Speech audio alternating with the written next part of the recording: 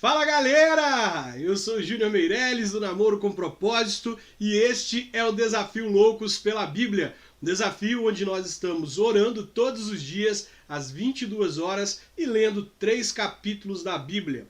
Hoje nós encerramos a leitura do livro de Gênesis. Nós já lemos todo o livro de Gênesis em apenas 17 dias, completando hoje. Olha, quem imaginou que ler a Bíblia em um prazo como este, de 17 dias, ler um livro inteiro da Bíblia como o livro de Gênesis, que é um grande livro com 50 capítulos, seria tão emocionante, tão empolgante, como está sendo para mim ler com você, né? Eu fico muito feliz por essa oportunidade que Deus nos deu. E eu quero convidar você que por algum motivo está aí pela primeira vez, apareceu aí, não sabia desse desafio, não sabia que nós estamos lendo a Bíblia todos os dias às 22 horas, quero te dizer uma coisa, nunca é tarde para começar a ler a Bíblia. Nós estamos encerrando Gênesis hoje e ao mesmo tempo estamos começando o livro de Êxodo. Nós vamos ler Gênesis capítulo 49 e 50 e Êxodo capítulo 1. Se você não acompanhou a leitura de Gênesis, você pode acompanhar a leitura de Êxodo agora. Eu tenho certeza que Deus vai falar ao seu coração tanto quanto falou ao coração de todas as pessoas que nos acompanharam durante a leitura do livro de Gênesis, tá bom? Hoje nós vamos orar para que Deus possa abençoar os nossos filhos e os filhos dos nossos filhos. Sabe, o maior desejo de um pai é que os seus filhos sejam mais espirituais do que ele, que os seus filhos estejam mais próximos de Deus do que eles mesmos estão. Meu maior desejo é que os meus filhos conheçam a Deus e prossigam em conhecer a Deus. Não apenas isso, meu desejo é que os meus filhos também possam ajudar outras pessoas a conhecerem a Deus. Se eu estou ajudando você, meu desejo é que meus filhos ajudem muito mais pessoas e que eles sejam instrumentos de Deus na vida dessa geração, da geração em que eles estarão aí pregando o Evangelho. Vamos orar? Vamos orar pelos nossos filhos, pelos filhos dos nossos filhos, pelos nossos descendentes? Feche seus olhos e ore comigo. Deus, em nome de Jesus, nessa noite, nós oramos apresentando ao Senhor os nossos filhos. Muitos jovens, Deus, estão aqui apresentando os filhos deles e eles ainda estão solteiros. Eles ainda nem namorando estão. Eles não encontraram a pessoa com quem eles vão se casar, mas pela fé nós oramos pelos filhos dos filhos dessas pessoas. Nós não oramos apenas pelos filhos, mas também pelos filhos dos filhos, porque nós sabemos que o Senhor faz com que o solitário viva em família. Por isso eu oro, Deus, para que os jovens que estão nos acompanhando, que ainda não estão namorando, não estão noivos, ainda estão solteiros, sem ter encontrado alguém, que essas pessoas tenham expectativas de que o Senhor tem um futuro abençoado reservado para elas e que a partir dessa expectativa elas orem pela fé, pelos filhos e pelos filhos dos filhos. Nós pedimos ao Senhor, Pai, que possa abençoar os nossos filhos, os nossos netos, abençoar todos aqueles, Deus, que serão gerados a partir de nós. Que o Senhor nos use para sermos bênção na vida dos nossos filhos, para que isso seja uma tradição, para que os nossos filhos também sejam bênção na vida dos filhos deles e assim por diante, Pai. Nós abençoamos, Deus, os nossos filhos, os nossos netos e todos aqueles que vão descender de nós. Que eles sejam pessoas cheias da sua presença, que eles te busquem, que eles sejam prósperos, que eles sejam abençoados e que o Senhor possa, Deus, guardá-los e levá-los a te conhecer e prosseguir em conhecer o Senhor. Essa é a nossa oração, em nome de Jesus. Amém. Amém? Olha aí, talvez você está solteiro hoje, ainda não está namorando, né? Ainda aí não encontrou nem a pessoa com quem você vai se casar, mas Deus está te dando a oportunidade de você orar pelos filhos dos seus filhos e abençoar aqueles que de você procederão. Amém? Hoje nós vamos ler os 2 últimos capítulos de Gênesis. Olha, é incrível tudo que a gente viu no capítulo anterior, né? Você vê como Deus trabalha ali na questão da primogenitura, como Jacó, ele acaba deixando Rúben, que era o filho primogênito dele, de fora. Rúben perdeu a primogenitura por quê? Porque ele dormiu com uma esposa do pai dele. E aí depois vem Simeão e Levi. Os dois perdem a primogenitura porque eles haviam matado as pessoas do povo de Siquém e exposto Jacó e a sua família a um problema muito grande. E por isso nós vamos ver daqui a pouquinho Jacó faz com que eles perdem a primogenitura. E aí nós vamos ver que José leva os seus filhos, Efraim e Manassés, para serem abençoados por Jacó. Ele leva os filhos para conhecer o avô. E quando ele chega lá, Jacó decide abençoar esses 2 netos que ele toma para si como filhos, antes de abençoar todos os seus outros filhos. Nós vimos no capítulo 48 que os filhos de José foram abençoados antes mesmo dos irmãos de José. Ou seja, Jacó, ele adota os filhos de José e abençoa eles antes de todos. Manassés era o primogênito de José. Manassés, ele deveria ter sido abençoado como a bênção da primogenitura. No entanto, Jacó, ele cruza suas mãos, né? Manassés estava diante da mão direita de Jacó e Efraim estava diante da mão esquerda. A mão direita era usada para abençoar o primogênito. E aí Jacó cruza suas mãos para poder dar a sua bênção de primogênito para Efraim no lugar de Manassés. E Efraim, nós bem sabemos que a Bíblia vai nos mostrar que quando Israel é dividido, né? Há uma divisão em Israel entre Reino do Norte e Reino do Sul, Reino de Efraim e Reino de Judá. Reino do Norte e Reino do Sul são apenas rótulos teológicos. Você não vai ver a Bíblia falar de Reino do Norte e Reino do Sul. Isso é teologia. A Bíblia fala de Reino de Efraim e Reino de Judá. 10 tribos ficam ali no Reino de Efraim. 2 tribos, apenas Judá e Benjamim, ficam no Reino do Sul, no Reino de Judá. E aí o que acontece? A Síria invade o Reino de Efraim, coloca pessoas ali, assírios, no meio deles e de repente dispersa Efraim por todo mundo. E Efraim passa a representar os gentios, o povo de Deus que é espalhado pelo mundo, que acaba representando os gentios, que agora Deus nos manda, por meio de Jesus, ir por todo mundo reunir Efraim. Pregar o evangelho a Efraim para que Efraim volte para Deus. E agora nós vamos ler aqui no capítulo 49 que Jacó, perto de morrer, ele percebe que está perto de morrer e ele começa a abençoar os seus filhos. Antes da leitura, eu quero dar uma palavra aqui com base nessa questão que envolve esse capítulo, que é a questão de Jacó perceber que ele estava velho e que estava chegando o fim da sua vida. Olha, nós temos uma grande dificuldade para lidar com o fim da vida. Há uma grande dificuldade em todos nós, sabe? É interessante perceber que quando você vai ler a Bíblia, e você pode ver, eu tenho bastante livros aqui na minha estante de comentários bíblicos, né? Quem está pelo YouTube consegue perceber melhor, mas quem está pelo Instagram também pode ver aqui, que aqui tem alguns comentários bíblicos. Esse aqui são os comentários Matthew Henry, feito pela CPAD. Mas quem está pelo próprio YouTube aí vai ver não apenas os comentários bíblicos do Matthew Henry, como também Chaplin, a enciclopédia dele. Quando você vai ler esses caras e você vai ver como que era tratada a questão da morte ali por essas pessoas, você percebe que não há um medo de encarar a morte, sabe? Não havia no meio dos cristãos medo de encarar a morte. Tanto é que você vai ver que os discípulos são martirizados para que eles possam negar Jesus, para que eles possam se arrepender do evangelho, e eles preferem morrer do que negar Jesus, né? Mas hoje nós temos muita dificuldade para lidar com a morte.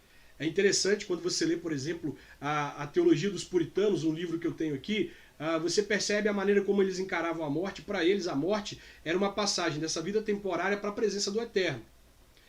Eles ansiavam pelo dia em que eles estariam com o Eterno. É o que o apóstolo Paulo fala: olha, se eu viver está bem, mas se eu morrer para mim é lucro, porque eu vou para perto de Cristo. Morrer para mim é Cristo.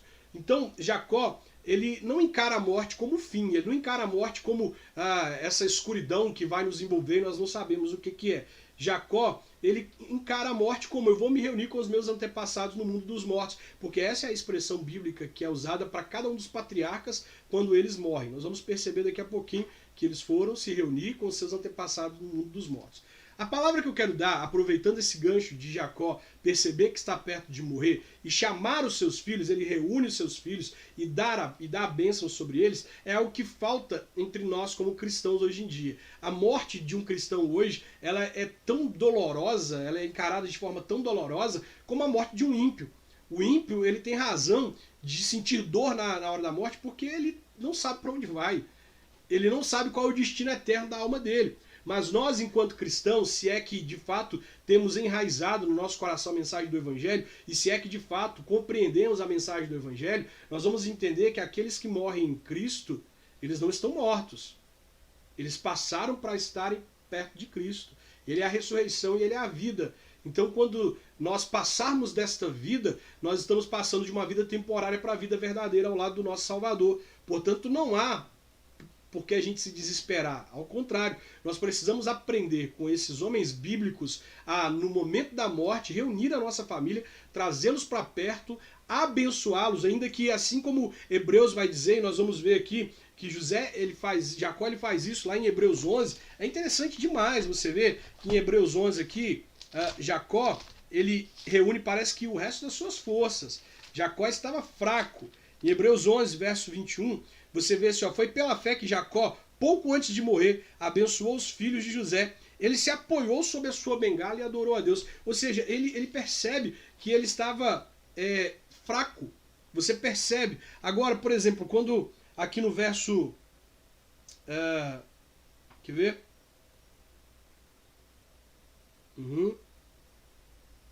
Aqui, Gênesis capítulo 48, verso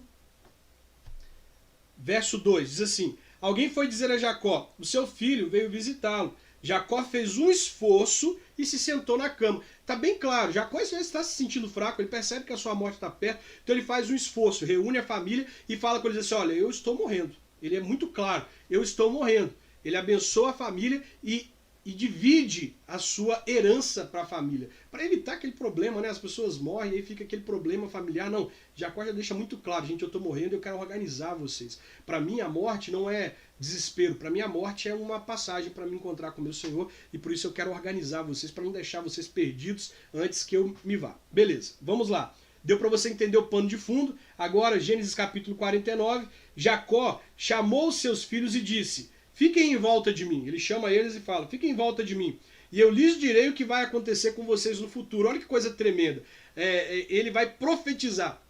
Ele vai dizer para os filhos aqui, ele vai abençoar os filhos. E essa bênção de Jacó sobre a vida dos filhos se torna uma profecia, porque isso se cumpre. Ele vai dizer, olha, eu vou dizer para vocês o que vai acontecer com vocês no futuro. E ele repete, fiquem reunidos em volta de mim. O momento de morte não é um momento de divisão, não é um momento de briga, de você ficar assim, quem vai ficar com aquilo, quem vai ficar com aquilo outro, o que ele deixou, Não, calma aí. É um momento de reunião. A gente está próximo um do outro para fazer com que aquela dor da perda, porque para quem fica há uma dor, há um momento de tristeza, porque nós estamos nos despedindo daquela pessoa até que a gente seja reunido com ele. Então é momento da gente poder se reunir, estar perto. E aí ele repete, né, fiquem reunidos em volta de mim para ouvir. Filhos de Jacó, escutem o que diz Israel, seu pai. Coisa tremenda, porque você sabe que Jacó, ao encontrar com o anjo no Vale de Jaboque, que o anjo era uma tipologia de Jesus, né, de Deus, quando ele encontra lá, Deus muda o nome de Jacó para Israel. Então Jacó, ele vai se referir a ele primeiro como Jacó. Filhos de Jacó, escutem o que diz Israel, seu pai. Isso aqui você vai ver muitas vezes quando Deus vai falar sobre a fraqueza de Jacó, quando Deus vai falar sobre Jacó, aquele pecador, aquele enganador, aquele que enganou Labão, que enganou seu pai, que enganou seu irmão. Quando Deus vai se referir a Jacó como esse homem, ele chama ele de Jacó. Agora, quando Deus vai se referir a Jacó como um homem convertido, como um homem que passou do processo de enganador para um homem que Deus restaurou, Deus o chama de Israel. E aqui mesmo, o próprio Jacó vai usar essa expressão. Ele vai fazer essa dualidade, né? Ele diz assim, filhos de Jacó, escutem o que seu pai Israel vai dizer. Ele faz o mesmo que Deus faz com muita frequência. Verso 3, Rúben, aí você percebe que agora a questão da primogenitura. Ó. Rúben, você é o meu filho mais velho.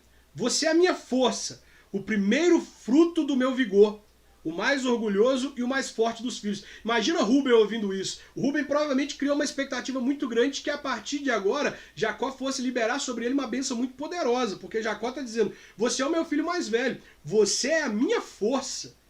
Né? E aquilo foi alimentando nele uma expectativa de que ele agora seria abençoado, ó, o primeiro fruto do meu vigor, o mais orgulhoso e o mais forte dos meus filhos. Mas aí Jacó volta. Você é violento como a correnteza, porém não será mais o mais importante, pois dormiu com a minha concubina, desonrando a cama do seu pai. Então aqui ele está dizendo assim, você é o primeiro, você merecia a bênção de primogênito.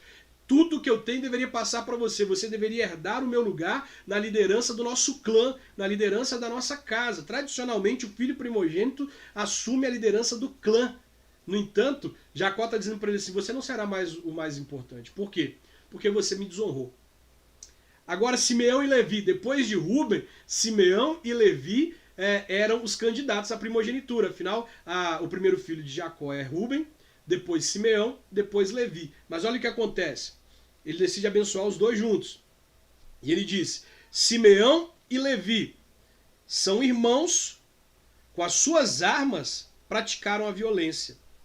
Não estarei presente quando fizerem planos. Não tomarei parte nas suas reuniões, pois no seu furor mataram homens e por brincadeira aleijaram touros. Maldito seja o furor deles, pois é violento. Maldita seja a ira, pois é cruel. Eu os dividirei na terra de Israel. Eu os separarei no meio do seu povo.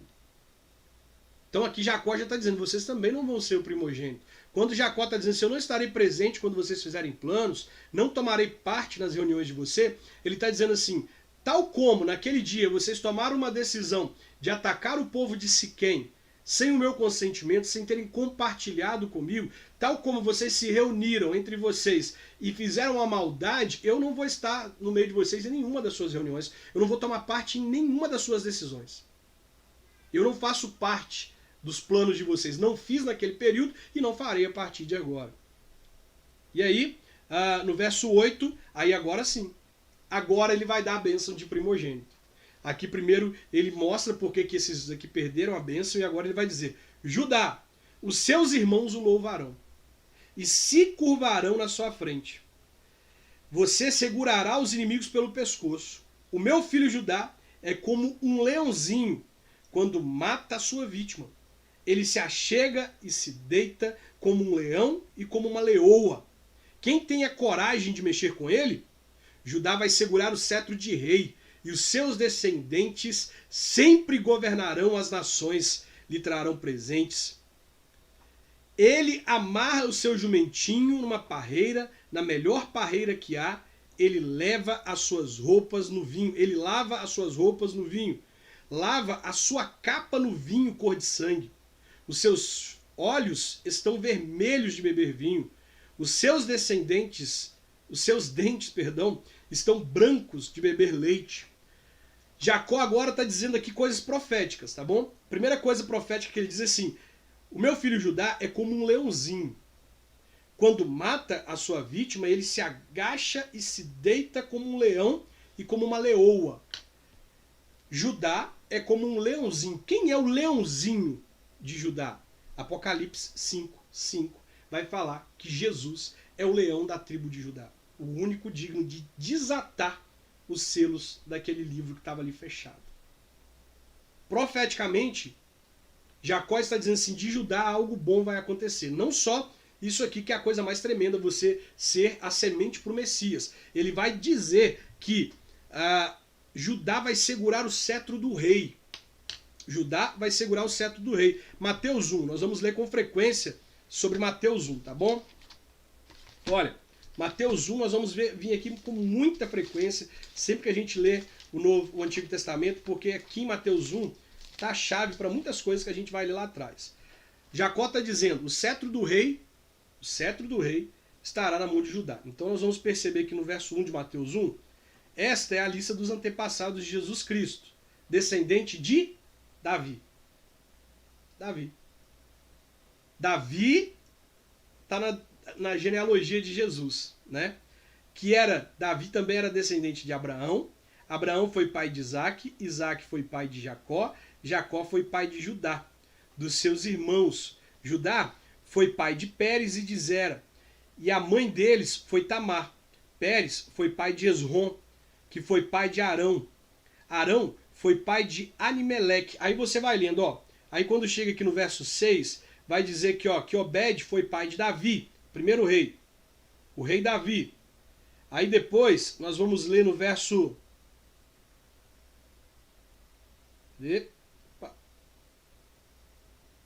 Nós vamos ler aqui os reis. Salomão, verso 7. Salomão, também rei. Roboão, rei. Josafá, nós vamos ver Jorão. Nós vamos ler os reis. Está aqui. Os reis são todos os descendentes de Jesus da tribo de Judá. São pessoas que descendem de Judá. Então Jacó está dizendo assim, de Judá procederão reis. Profeticamente ele está dizendo isso. Verso 13, Zebulon morará no litoral, onde haverá portos para navios. A sua fronteira chegará até Sidom. Isacar é como um jumento forte, deitado entre as suas cargas. Quando viu que o país era bom e agradável para descansar, ele se abaixou para que colocasse a carga nas suas costas e, sem reclamar, trabalhou como escravo. Dan governará a sua própria gente. Será como as outras tribos de Israel. Dan assume a figura de governo, de juízo sobre Israel. Daniel era da tribo de Dan, um juiz, né? Dan será como uma cobra na beira da estrada, como uma serpente venenosa no caminho, que morde a pata do camelo, fazendo cair para trás o seu cavaleiro. Ó Senhor, meu Deus, espero que me salves. Gade será atacado por um bando de leões, mas depois ele os perseguirá. A terra de Aser produzirá bons alimentos, dará alimento que só reis merecem. Naphtali é como uma corça solta que tem lindos filhotes. José, aí agora duplamente ele abençoa José. Efraim, né, que significa duplamente abençoado, abençoar duplamente frutífero. Efraim é o nome do filho de José. Efraim, Manassés recebeu a bênção antes de todos os irmãos e agora José recebe a bênção de novo. Olha, José é como uma planta perto de uma fonte. Ela dá muita fruta e os seus galhos sobem pelo muro. Os inimigos o atacam com violência e os perseguem com seus arcos e flechas. Porém o seu arco ficou firme e os seus braços continuaram fortes. Pela força do poderoso de Jacó, pelo nome do pastor, a rocha de Israel. Quem é o poderoso de Jacó? Deus. Quem é o pastor? Deus. Quem é a rocha de Israel? Deus. Por isso na sua Bíblia vai estar em maiúsculo a primeira letra de cada uma desses vocábulos aí, ó. Poderoso, pastor, rocha. O Deus do seu pai ajudará José. O Todo-Poderoso lhe dará bênçãos. Bênçãos do alto do céu. Bênçãos de água que ficam debaixo da terra. Bênçãos de muitos animais e muitos filhos. Bênçãos de cereais e de flores. Bênçãos de montanhas antigas. Coisas deliciosas dos montes eternos. Que todas essas bênçãos estejam sobre a cabeça de José, sobre a testa daquele que foi escolhido entre os seus irmãos. Benjamim é como um lobo feroz. De manhã devorará a vítima e de tarde repartirá as sobras. Pessoal, você percebe aqui que muitas vezes são palavras pesadas, né, para a nossa cultura. Hoje em dia você vê uma serpente que vai picar o pé do cavalo e vai derrubar o cavaleiro, um leão que ataca, um lobo feroz que devora a sua vítima, mas isso são expressões que tinham certo sentido naquele período e isso certamente simbolizava uma bênção para aquelas pessoas. Embora hoje a gente fique um pouco assustado, naquele período não era assim, tá? São essas as 12 tribos de Israel e foram essas as palavras que o pai disse aos seus filhos quando os abençoou. A cada um deu uma bênção especial, tá vendo? Que cada um deles recebeu uma bênção especial, portanto, todas essas expressões fazem parte de uma bênção para aquelas pessoas. Verso 29. Então Jacó deu aos filhos a seguinte ordem: eu estou para morrer e me reunir com o meu povo no mundo dos mortos. Está vendo aqui a esperança dessas pessoas? Quando eles iriam morrer, eu estou morrendo. Não vou entrar por uma porta que vai abrir uma porta para mim, para a escuridão, onde eu não sei o que vai acontecer, onde eu vou entrar no desconhecido. Não, eu vou morrer e vou me reunir com os meus antepassados no mundo dos mortos. Vou me encontrar com eles. Havia uma esperança no coração desses homens, portanto eles não temiam a morte, né? Mas Jacó teme uma coisa, olha o que ele vai temer. Sepultem-me onde estão sepultados os meus antepassados, na caverna que fica nas terras de Efron, o Eteu, em Macpela, a leste de Manre, no país de Canaã.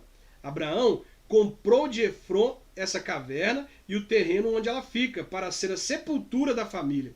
Ele temia que o corpo dele fosse enterrado distante dos antepassados dele. Ele temia que o corpo dele fosse sepultado em um terreno onde Deus não havia prometido. Ele queria que o corpo fosse sepultado na terra prometida, onde Deus havia prometido dar a Abraão, a Isaac, e manteve a sua promessa a Jacó. Portanto, para ele não havia temor de morrer, havia temor de seu corpo seus restos mortais, ficarem enterrados no Egito e não na terra que Deus prometeu dar a eles. Verso 31. Ali estão sepultados Abraão e Sara, sua mulher, Isaque e a sua mulher Rebeca. Ali eu sepultei Leia. Olha só, Jacó sepultou Leia em Macpela. Jacó sepultou Leia em Macpela. Eu volto aqui em alguns instantes. O terreno e a caverna foram comprados dos heteus. Quando acabou de dar essas ordens aos filhos, Jacó deitou-se de novo na cama e morreu, indo reunir-se assim com seus antepassados no mundo dos mortos. Leia foi sepultada em Macpela. Por que eu chamo a sua atenção para o fato de Leia ser sepultada em Macpela? Porque eu quero te lembrar que Raquel foi sepultada na beira do caminho. Lá em Gênesis capítulo 48, verso de número 7, você lê Jacó dizendo para José que a mãe dele foi sepultada à beira do caminho. Note, a amada, a mulher que Jacó amava, foi sepultada na beira do caminho, mas a rejeitada, a desprezada, que é aquela mulher que tentou ter o amor de Jacó a todo momento, ela foi sepultada na caverna de Macpela, junto com os seus ancestrais, Abraão e Sara, Isaque e Rebeca, e agora com Jacó, o seu marido. Leia é a mãe de Judá. Judá é o ancestral de todos os reis e também o ancestral de Jesus. A rejeitada, pela rejeitada, Deus resolveu trazer a salvação ao mundo. Pela mulher que havia sido rejeitada pelo seu marido, Deus traz a salvação ao mundo. E essa mulher recebe a honra de ser sepultada na caverna de Macpela, junto com todos os seus parentes. O capítulo 50, o último capítulo aqui de Gênesis, você vai ler, o texto diz assim: José se atirou sobre o pai, chorando e beijando o seu rosto. Imagina a emoção de José. Ele estava aproximadamente 27 anos distante do pai, ele revê o pai e por um curto espaço de tempo o pai fica morando perto dele, porque havia uma promessa de Deus para Jacó. Você vai se lembrar bem, aqui no capítulo 48, deixa eu confirmar se é o 48. Aliás, no capítulo 46, capítulo 46, não é capítulo 46 não, 46, 1. Jacó partiu com tudo o que tinha e foi para Berseba, onde ofereceu sacrifícios a Deus. Naquela noite Deus falou com ele numa visão e o chamou assim: Jacó, Jacó. Eu estou aqui, respondeu ele. Deus disse: eu sou o seu Deus, o Deus do seu pai. Não tenha medo de ir para o Egito, pois ali eu farei com que os seus descendentes se tornem uma grande nação. Eu irei para o Egito com você e trarei os seus descendentes de volta para esta terra. E quando você morrer, José estará ao seu lado. A promessa de Deus para Jacó é que quando ele fosse morrer, José estivesse do lado dele. E aqui José está ao lado de Jacó. Quando ele morre, José lamenta, José chora muito, beija o rosto do pai, que ele teve a bênção, a graça de rever o pai antes da morte dele. No verso de número 2, nós lemos que José deu a ordem aos médicos que estavam ao seu serviço para embalsamarem o corpo de seu pai. E assim eles fizeram. Uma curiosidade: no Egito não eram os médicos quem embalsamavam as pessoas. As pessoas eram embalsamadas pelos sacerdotes de Faraó. Beleza? Não eram os médicos, os sacerdotes eram quem embalsamavam. Só que a função sacerdotal é uma função religiosa. José entendia que, embora ele estivesse no Egito, morando no Egito, ele servia ao Deus de Abraão, Isaque e do seu pai Jacó. O Deus de Abraão, Isaque e Jacó não eram os deuses do Egito. Ali no Egito, o próprio rio Nilo era cultuado como um deus. Ali no Egito, o próprio Faraó era cultuado como um deus. Portanto, permitir que os sacerdotes egípcios fizessem o embalsamamento de Jacó seria violar o corpo de Jacó. Por isso ele pede que os médicos façam o ritual de embalsamamento dele, de embalsamar o corpo. Verso 3. Gastaram 40 dias para fazer isso, o tempo normal para embalsamar um corpo.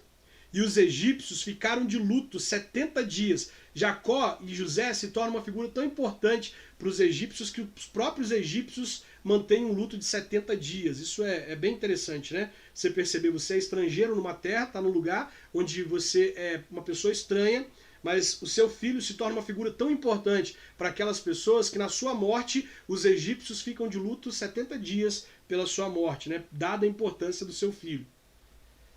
Quando passou o tempo do luto, José falou com os altos funcionários do palácio do rei do Egito. Ele disse: façam o favor de levar ao rei a seguinte mensagem: quando meu pai estava para morrer, ele me fez jurar que eu o sepultaria no túmulo que ele mesmo preparou no país de Canaã.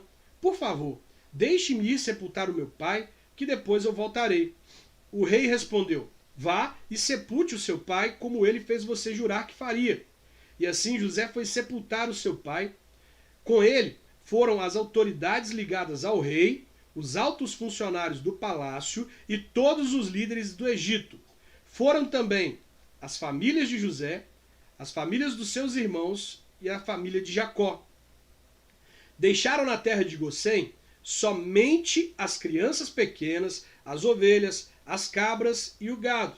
Também foram homens a cavalo e em carretas, de modo que o grupo era muito grande. Quando chegaram a Atade, que fica a leste do Rio Jordão, fizeram uma cerimônia de sepultamento num terreiro onde o trigo é malhado. Ali choraram muito alto durante 7 dias. Quando os moradores de Canaã viram tanta gente chorando, disseram: como é impressionante o choro desses egípcios. Por isso, puseram naquele lugar o nome de Abel-Misraim. Abel-Misraim, em hebraico, soa parecido com a frase que quer dizer choro dos egípcios. Tá? Abel-Misraim. Se você quiser riscar aí e colocar na frente uma setinha dizendo que o significado é choro dos egípcios, pode colocar. Assim os filhos de Jacó fizeram como seu pai tudo o que ele havia ordenado. Eles levaram o seu corpo até Canaã e o sepultaram na caverna de Macpela, a leste de Manre, no terreno que Abraão havia comprado de Efron, o heteu, para ser sepultura da família. Depois do sepultamento, José voltou para o Egito com os irmãos e com todos os que haviam acompanhado. Beleza, Jacó morre. Jacó era a figura da pessoa que estava intercedendo na mente dos irmãos de José, é o que nós vamos ver aqui agora. Na mente dos irmãos de José, eles entendiam que Jacó era a figura que intercedia por eles. Enquanto Jacó estiver vivo, o nosso irmão não vai se vingar de nós. Se vingar do quê? Você sabe. Os irmãos de José lançaram ele dentro de uma cova, além de viverem brigando com ele todo o período em que passaram juntos, morando juntos, eles, num determinado momento, jogam ele dentro de uma cova, tramam a morte dele ao ponto dele ouvir ali dentro, porque você vai ver que os irmãos vão relatar na presença de José que Deus o estava castigando, porque eles ouviam o grito do irmão lá dentro daquele poço e não fizeram nada. Depois de tramarem a morte de José, e José tendo ouvido tudo aquilo, eles vendem José para os ismaelitas, e José sofre muita coisa dentro ali no Egito por causa da atitude dos irmãos. Então, na cabeça dos irmãos, aconteceria assim: quando nosso pai morrer, Jacó vai se vingar. Essa era a ideia. E aqui nós vamos ver essa preocupação deles a partir do verso 15 do capítulo 50. Depois da morte do pai, os irmãos de José disseram: talvez José tenha ódio de nós e vá se vingar de todo o mal que lhe fizemos. Então mandaram dizer a José: olha só, eles continuam ainda pessoas mentirosas, pessoas que ainda não haviam entendido que José era uma pessoa de caráter puro, que perdoava, perdoador, que estava mantendo, cuidando deles. Eles ainda não conheciam o caráter de José e por isso eles contam uma história para José. Eles dizem assim: antes que o seu pai morresse, ele mandou que pedíssemos a você o seguinte: por favor, perdoe a maldade e o pecado dos seus irmãos, porque eles o maltrataram. Portanto, pedimos que perdoe a nossa maldade, pois somos servos do Deus do seu pai. Quando recebeu essa mensagem, José chorou. Chorou por quê? José deve ter pensado assim: eles ainda não me conhecem, gente. Eu poderia ter me vingado deles no primeiro momento em que eu os vi. Eu poderia ter ferido eles, eu não fiz. Eu os trouxe de Canaã, onde havia fome, morte, miséria, para a melhor terra do Egito. Eles vão para a região de Gosém, para a cidade de Ramsés. Eles constroem a cidade mais importante do Egito. Eles moravam no melhor lugar do Egito. E José chora porque os irmãos ainda não me conhecem, eles não sabem quem eu sou. Eles ainda acreditam que eu serei capaz de me vingar deles. José chora ao ouvir isso, né? Chora, por quê? Porque, poxa, meus irmãos ainda não me conhecem, não sabem quem eu sou. Verso 18. Depois os próprios irmãos vieram, se curvaram diante dele e disseram, mais uma vez, o sonho do capítulo 37, né? Capítulo 37, José sonha 2 vezes que os irmãos se curvariam diante dele, e agora, mais uma vez, os irmãos se curvam diante dele, encostam o nariz no chão e dizem, aqui estamos, somos seus servos. Mas José respondeu. Gente, que coisa tremenda. Olha o que José vai responder. Não tenham medo. Não tenham medo. E olha o complemento. Eu não posso me colocar no lugar de Deus. Olha essa compreensão. Primeiro, ele acalma os irmãos. Mesmo chateado pelo fato deles ainda não terem compreendido que ele queria o bem deles. Ele acalma os irmãos e diz assim, não tenham medo. Não temam. E depois ele diz assim, eu não posso me colocar no lugar de Deus. O que José está querendo dizer? José está querendo dizer algo que vai se repetir na Bíblia 2 vezes. Tanto em Êxodo como em Romanos. Ele vai dizer assim, a vingança é do Senhor. A vingança é do Senhor. Deus é quem se vinga por nós, e não é uma vingança como a nossa, uma vingança que quer o mal do outro. A vingança de Deus é justa. O que Deus determinou para Noé, lá no capítulo 7, ou 8, deixa eu confirmar aqui, no capítulo 8, se não me engano, Deus determinou aqui, olha, capítulo 8, verso 22. Também nunca mais destruirei todos os seres vivos, como fiz dessa vez. Enquanto o mundo existir, sempre haverá semeadura e colheita, frio e calor, verão e inverno, dia e noite. A vingança de Deus é justa, porque a vingança de Deus não é pagar o mal com o mal, é fazer com que cada pessoa colha exatamente o que ela plantou. Isso é o que chamamos de vingança de Deus. A ira santa de Deus é fazer com que você colha tudo aquilo que você plantar. Tudo de bom que você plantar, você tem recompensa de Deus. Tudo de ruim que você plantar, você tem consequência de Deus. Esta é a lei do plantio e da colheita. Deus não nos castiga. Ele é justo para nos permitir colher exatamente o que nós plantamos. Nunca pense que Deus te castigou, que Deus está te maltratando, que Deus está sendo mal. Não, Ele está sendo justo para nos fazer colher exatamente aquilo que nós plantamos. Tá? Deus, nós precisamos aprender com José a não nos colocar no lugar de Deus, a não nos vingarmos das pessoas. Te feriram, te machucaram, doeu, te prejudicou, a sua vida ficou mais complicada depois que aquela pessoa fez aquilo com você, roubou o seu emprego, roubou seu namorado, atrapalhou o seu casamento, destruiu a sua vida de certa forma, você se sentiu magoado, se sentiu triste, seu direito se sentir magoado, se sentir triste. No entanto, você precisa aprender com José a perdoar, não porque o outro merece o seu perdão, mas porque você merece ser livre de todos esses sentimentos ruins que a falta de perdão faz com que fique dentro da gente. Você merece ser livre da amargura, você merece ser livre do ódio, você merece ser livre do desejo de vingança, porque tudo isso corrói a nossa alma, tudo isso corrói as boas coisas que tem dentro de nós, isso nos adoece.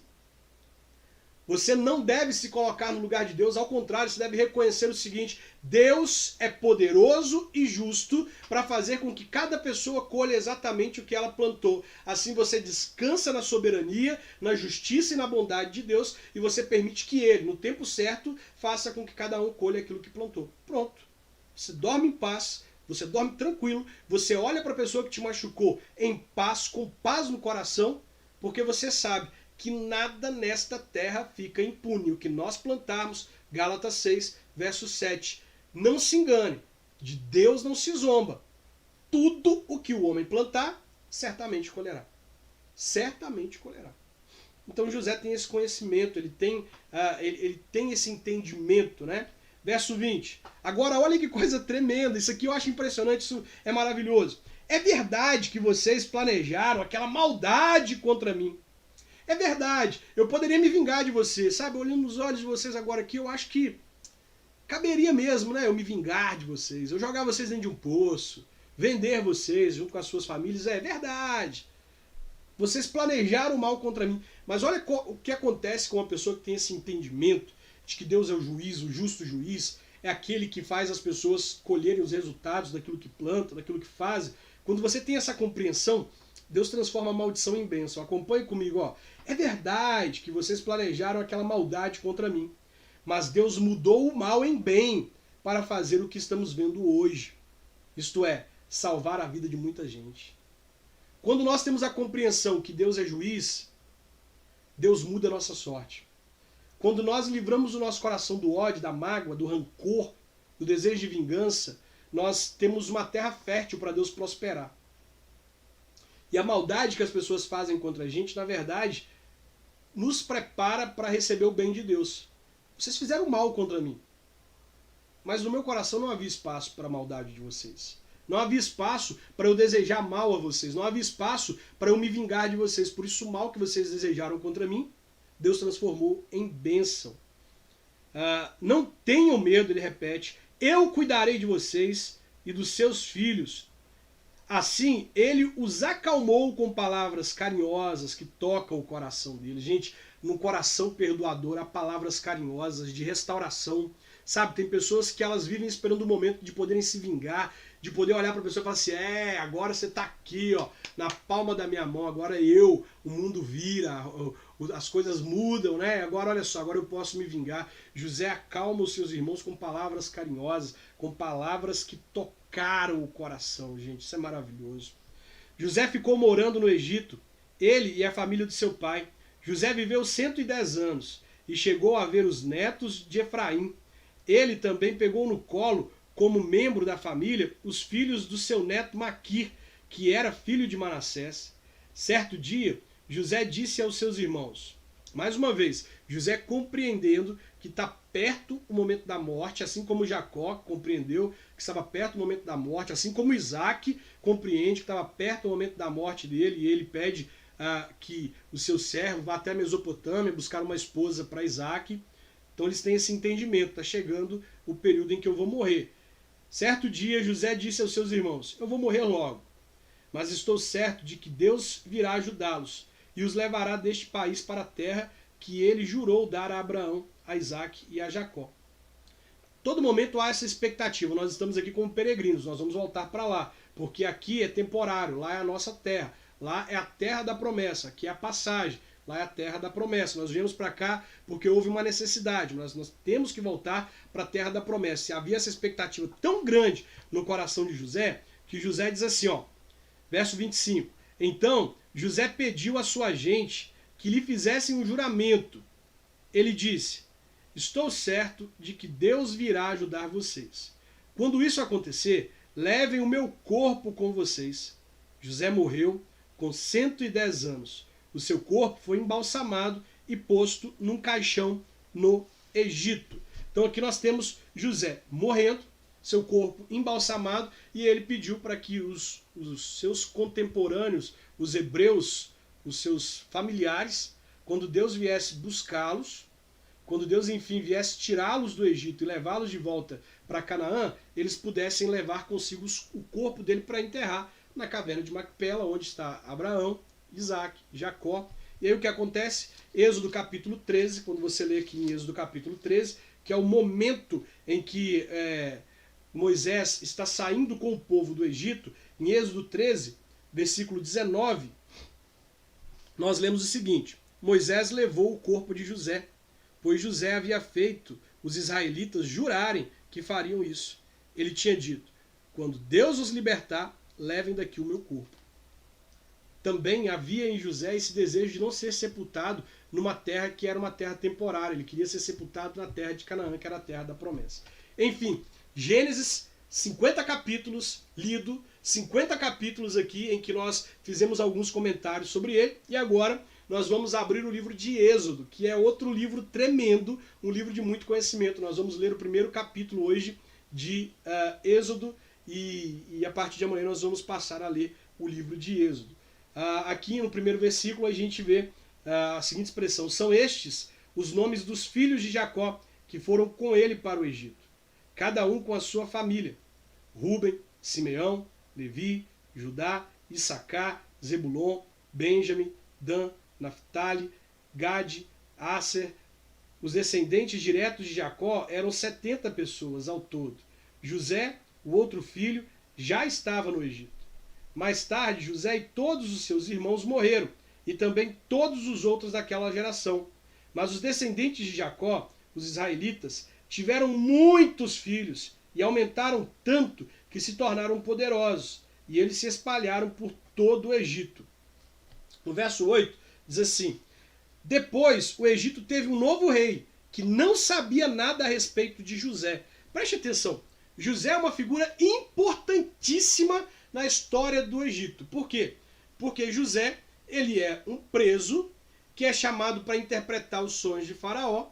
Todos os adivinhos, todos os intérpretes do Egito não souberam interpretar os sonhos de Faraó, e José interpreta os sonhos de Faraó dizendo: haverá 7 anos de muita fartura no Egito, que as plantas vão dar muitas frutas, que vai ter muita comida, mas haverá também 7 anos de falta de alimentos, de fome. E aí, logo o Faraó se assusta com aquilo, e José dá a ele um plano para poder juntar durante os 7 anos de muita fartura, de muito alimento, de plantações abundantes, fazer alguns lugares onde eles pudessem armazenar. Eles fariam cidades armazéns onde eles colocariam a comida que não fosse comida naquele período, onde a comida pudesse ser reservada, os cereais pudessem ficar guardados, para que no tempo de fome o povo pudesse ter onde recorrer, né? Então José, ele é visto pelos egípcios como aquele que salvou eles. Você vê a todo momento quando aqueles egípcios vão até José, dizer para José assim: José, nosso dinheiro acabou, nós não temos nada para poder comer, o que você pode fazer por nós? Aí José pede que eles troquem o gado em troca de comida. Depois eles voltam dizendo: olha, agora nós não temos mais gado, o Senhor salvou a nossa vida naquele período, agora nós não temos mais nada. José é visto como essa pessoa que salvou as pessoas do Egito da morte, né? Tendo essa estratégia de, durante 7 anos, poupar alimento para os 7 anos de fome. Então ele era uma figura extremamente importante na história dos egípcios. Como agora, aqui no verso de número 8, pode existir um novo rei que não conhecia José. Paralelo aqui, tá? Teologia, história, não é bíblico, não é o que está aqui, mas uma curiosidade para você. Houve um período no Egito que os egípcios permitiram que povos, assim como os hebreus, começassem a entrar para dentro do Egito. Os hebreus não eram uma única nação que estava ali naquela região. Havia fome no mundo inteiro, e o Egito então passa a ser o local onde as pessoas iam para buscar comida.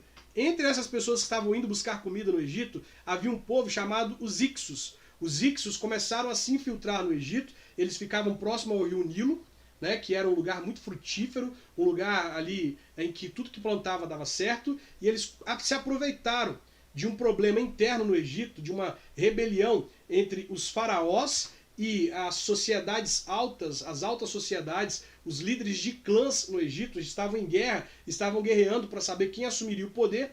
Os Ixos infiltram no Egito, assumem o poder do Egito, e neste período aqui, que esse rei não lembra-se de José, não conhece José, historicamente é compreendido como um período em que as dinastias egípcias não estavam ali sobre o poder, sobre o comando no Egito. Mas havia um povo, os Ixos, que estavam comandando. Por isso, eles não se lembravam de José. Por isso, para eles, José não era uma figura importante. Porque era um povo novo, era um povo diferente. Então, isso aqui é história, tá? Você vai encontrar dentro de livros que contam, narram a tradição, mas que isso não é bíblico. Mas é história, que é de forma fundamental para a gente, importante a gente rever essas questões, tá? Verso 9. Esse rei disse ao povo: vejam, o povo de Israel é forte e está aumentando mais depressa do que nós. Em caso de guerra, eles poderiam se unir com os nossos inimigos, lutariam contra nós e sairiam do país. Precisamos achar um jeito de não deixar que eles se tornem ainda mais numerosos. Você lembra que aqui em Gênesis capítulo 47, 13, Gênesis 47, 13, os egípcios estavam passando fome, ao ponto de eles terem que dar a si mesmo como escravos. Eles venderam seus corpos em troca de comida. Tá? Já aqui no capítulo 47, verso 27, você percebe, os israelitas ficaram vivendo no Egito, na região de Gossém, onde compraram terras e tiveram muitos filhos. Então, ao período que os egípcios estão enfraquecendo, em que eles não têm mais dinheiro para comprar comida, eles já venderam o seu gado, já venderam as suas cabras, já venderam suas terras, e já se venderam como escravos para poderem comer de forma oposta, os hebreus estão prosperando, crescendo, tendo filhos, comprando terras, ficando poderosos. E o faraó que conhecia José, para ele isso não havia problema algum. Por quê? Porque eles reconheciam a bênção de Deus sobre a vida de José. Tanto que Jacó impõe a sua mão sobre a cabeça do faraó e abençoa o faraó pelo menos 2 vezes. Né? Mas para esse faraó, para esse rei que assumiu o poder, era um problema. Então ele diz, olha, se a gente tiver uma guerra, esses hebreus que estão aí podem se ajuntar com os nossos inimigos, eles vão lutar contra a gente e vão nos vencer. Verso 11.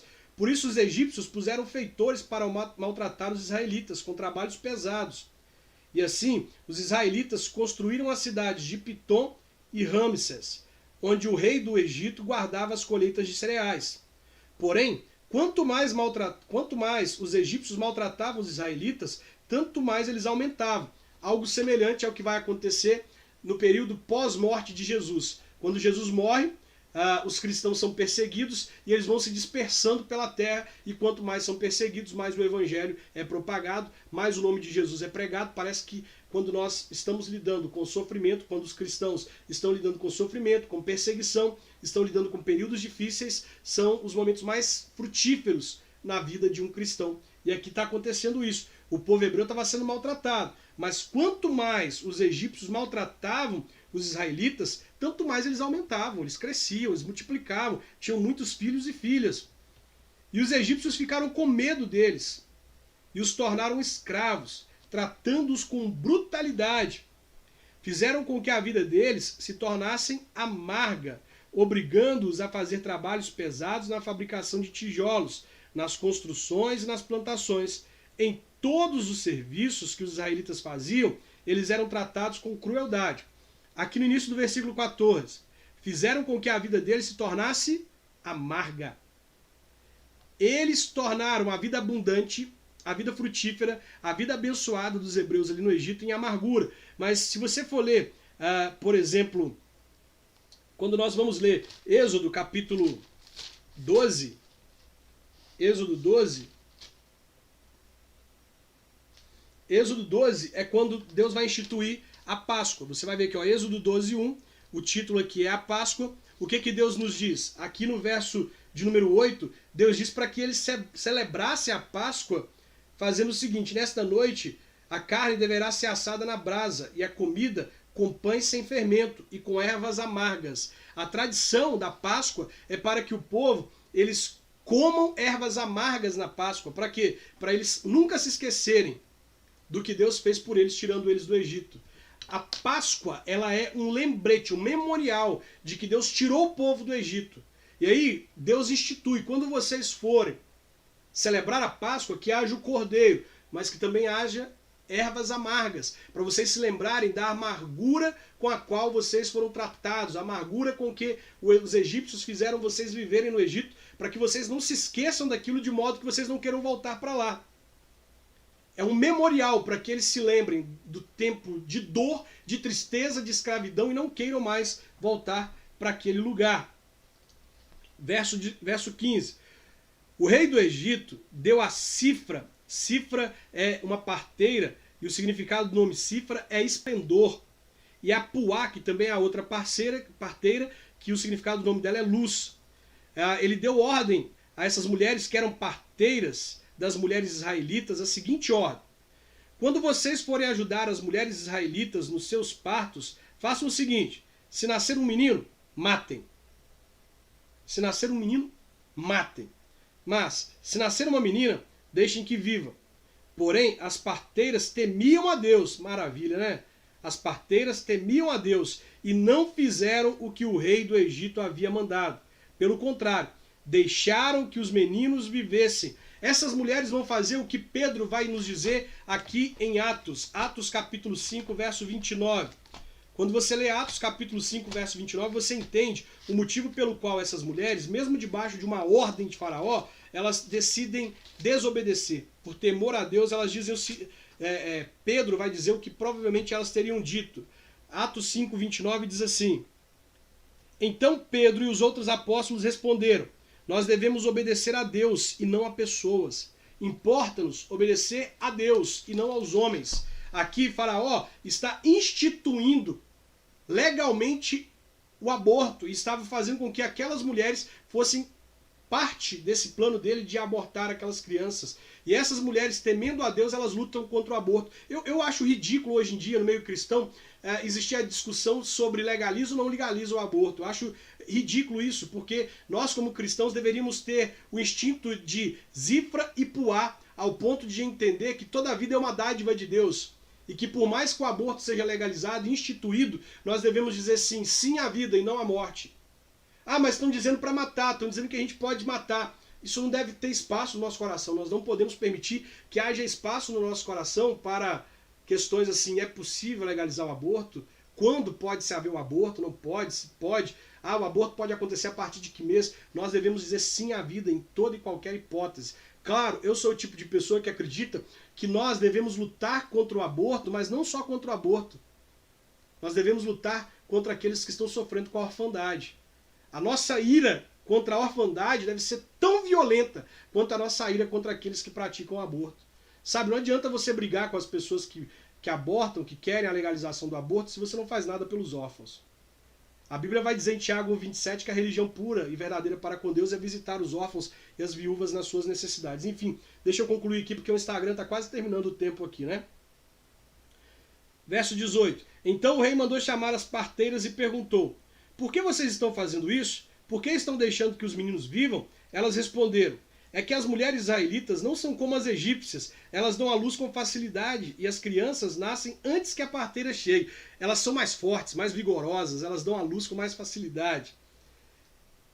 As parteiras temiam a Deus e por isso ele foi bom para elas e fez com que elas tivessem as suas próprias famílias. Gente, preste atenção. Você está solteiro? Está sozinho? Olha o que essas mulheres fizeram. Elas foram fiéis a Deus.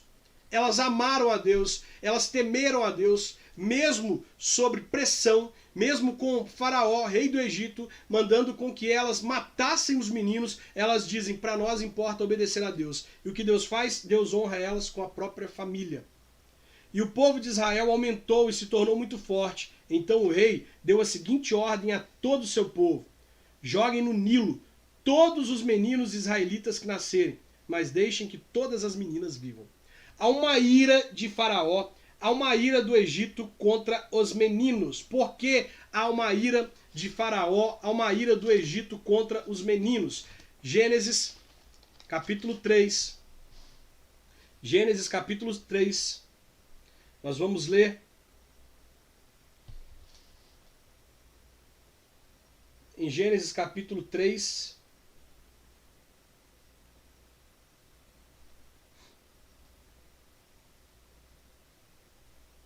Gênesis capítulo 3, verso 14, o castigo da serpente. Deus diz assim, olha, então o Senhor Deus disse à cobra: por causa do que você fez, será castigada. Entre todos os animais você receberá esta maldição. De hoje em diante você vai andar se arrastando pelo chão e vai comer do pó da terra. Eu farei com que você e a mulher sejam inimigas uma da outra, e assim também serão inimigas a sua descendência e a descendência dela. Esta esmagará sua cabeça e você picará o calcanhar da descendência dela. Há um desespero do Egito espiritual para matar os meninos de Israel, porque havia uma promessa bíblica. A promessa era: Deus vai fazer com que da descendência da mulher nasça um que vai esmagar a cabeça da serpente. Por isso você vai ver com frequência o Egito, os romanos vindo contra os meninos, as crianças do sexo masculino. Por quê? No reino espiritual, no mundo espiritual, havia um temor de que da mulher nasceria um que esmagaria a cabeça da serpente. E nós vamos ver isso se cumprir em Jesus Cristo, o autor e consumador da nossa fé. Bem, está aí. Os 3 capítulos de hoje, nós lemos Gênesis capítulo 49, Gênesis capítulo 50, abrimos Êxodo capítulo 1, e a partir de amanhã nós vamos ler esse livro maravilhoso que representa a passagem, a saída do povo de Deus do Egito em direção à terra que Deus havia prometido. É o início dessa jornada maravilhosa do povo de volta para a terra em que Deus havia prometido, liderado por Moisés, por Arão, que estava junto com ele, que era o porta-voz de Moisés, e pelas maravilhas feitas por Deus para libertar o seu povo. Espero que você não desista dessa caminhada, que você continue comigo. Se você começou hoje, parabéns! Nunca é tarde para começar a ler a Bíblia. Vem com a gente ler Êxodo Eu tenho certeza que você vai ser muito edificado. A reprise da live você pode assistir no nosso canal do YouTube, vai estar disponível lá. Deus abençoe a sua vida. Um forte abraço e até amanhã. Valeu! Valeu, pessoal, aqui do YouTube, do Facebook, por terem me acompanhado até agora. Deus abençoe vocês.